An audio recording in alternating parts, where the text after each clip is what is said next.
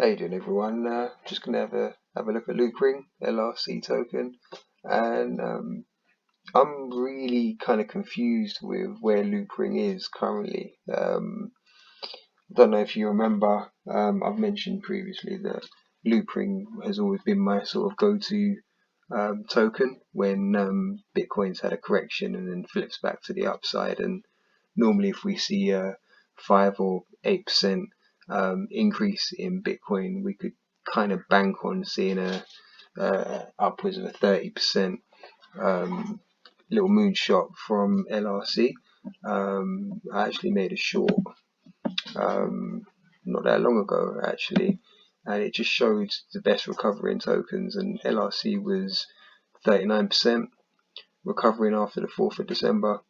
You then had Mana, which came in second at like 34%, and then some of the other tokens which were a fair bit lower. I think that was AMP at 11%. Yeah, Matic 42%, another strong one. Matic's down at the moment, which is quite sad to see.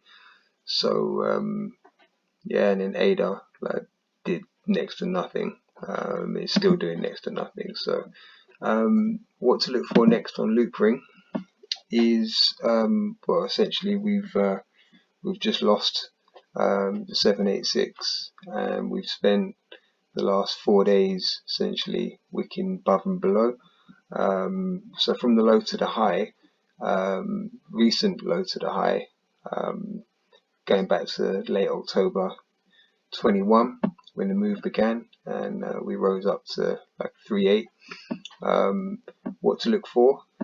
It kind of pains me to say this one's still gonna drop.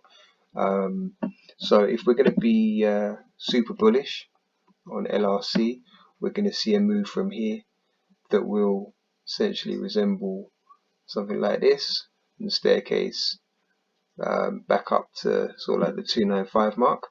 I'm going to leave that red because I can't see that playing out. What I think is more likely going to happen is we continue to consolidate around the 150 zone and back test at 128 before we move higher. I'm going to mark that orange because there's a chance that could happen, but I'm not super bullish on it. What will likely happen is we will get back to 128, consolidate lower down to the 786 zone at 113, and I think we're going to see some sideways action for about a week before we either wick higher. So I'll mark that green, and again at that point I can't see us breaking over 195 from where we are, which would still be a 50% move, but considering where Loopring in my opinion should be, it's still, even with that 50% move, it's still undervalued. And if we don't make that move upwards, we will likely come down and back test the 88 cent range before a move higher. Now I'm going to leave that green as well because I think that realistically Loopring will tail off a little further. It's just dependent on where it will stop, whether it will be at this historic support resistance zone at 132, whether it will come back down to the 113 area for a bounce, or whether it actually does come back to 88 cents. Now from where it is at 142, coming back to 88 cents is a really big drop. That's like 55 cents. It's like a 40% drop. But it's not off the table. That 40% drop is viable, sadly. Long term, I am super bullish on Loopring. It's always done me well, and it's got some great tokenomics behind it. Can I see it getting back up to the $4 zone? Yeah.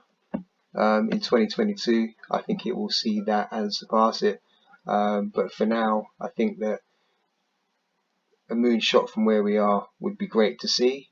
So watch out basically for any sort of spike in momentum to the upside, because that might be a signal that this thing will go.